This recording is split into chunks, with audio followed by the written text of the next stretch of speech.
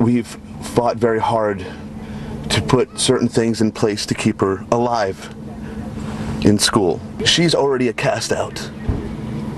She can't do things that most kids can do. She can't go to fairs. She can't go to sleepovers. She can't do a lot of things that normal children can do. Joining me now is Dr. Sreedhar Potarazu. He's a child care professional and the founder and CEO of Vital Spring Technologies, and China Okasi, a former educator and founding editor of Madame Noir. All right, panel, thank you so much for being here. So, Dr. P, let me start with you, a little girl and her parents. Of course, the critics say this has gone too far, that it's sort of, pardon the term, tyranny of the minority, because it's one little girl forcing an entire class full of first graders to wash their mouths out 3 times a day, to wipe down their desks with Clorox wipes, to not have any peanuts, any peanut butter of any kind, to wash their hands several times a day. And the parents are saying it's taking time out of education. Yeah, well, you know, Megan, I think it starts a great conversation about improving hygiene in the schools overall. In this case, it might be about peanuts, but the hygiene in schools overall today is horrendous.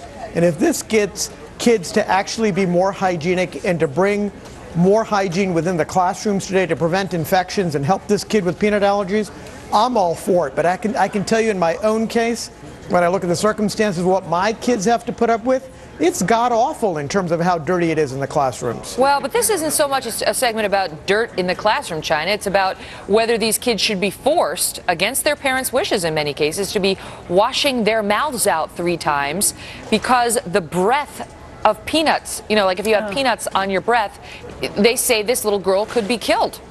Yes, I know, and you know, I love kids as much as the next person, but I think this is borderline ridiculous. You have, the mother said that the child could not just develop a rash, but possibly die if she were so exposed. So are you telling me that you're placing the potential death of a 6-year-old in the hands of other 6-year-olds? I mean, this is, I feel for the child, but I don't think that it is the right idea to expose her as such. Also, the washing compulsively is disturbing to me. I would want little children to wash their hands because they see dirt on it, not because they have this psychological compulsion that if they don't, they'll kill their classmates. What of that, Dr. Pete? Yeah. I just want to tell our viewers what you're seeing, those protests that we're rolling, those are the protests by the other parents who are saying our kids have rights too. It's not that we're not empathetic to this little girl, but this is, the school's gone too far.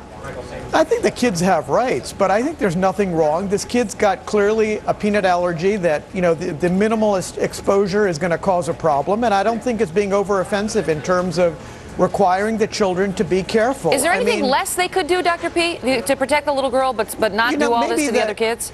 Yeah, maybe the mouth washing 3 times a day through the breath is probably excessive. So, you know, you heard that one clip about a parent saying maybe there's some happy medium. So I think the hand washing probably has more of an impact than probably getting it through airborne. And so I think they've got to maybe peel it back a little bit and say, all right, it's important to keep the hygiene. But they're not peeling back because they're actually bringing in peanut-sniffing dogs now into the classroom, China. The question is, you know, obviously this little girl is going to be endangered outside of the school as well. If she ever gets on an airplane, any public space where somebody has peanut butter, she could be in trouble. But China, the law, the American with Disabilities Act and the other laws that govern schools say the schools have to find a reasonable accommodation for this child, do they not? Yes, they do, but not at the jeopardy of the children. I mean, I'm getting anxious just having to think of washing my hands that many times, and I'm an adult, so I can only imagine the anxiety that would be going on in the minds of these children. What do you think they should do, China? Should they homeschool their child? I think that's a possibility. I think that that's something that they can sit down with the school and talk about, but I think that there's an enormous amount of anxiety around the child that's being passed on to other children, so it's not good for anybody. Actually, since the beginning of time, there have been rules about not distracting your classmates. Mary had a little lamp. She couldn't bring the lamp to school, you know, because it was distracting. So is that how that goes? Well, listen, the teacher had to take the lamp out of school at some point in the rhyme, and so all that's to say that we can't distract other children, you know, just to accommodate one child. I think that that's a conversation that could be had between the parents and the school. Yeah. It's not something that the children should be anxious or compulsive about. Yeah, we're seeing it more and more in this day and age when we have such strong allergies popping up among young children, and the question is, how much should the majority bend to help the minority?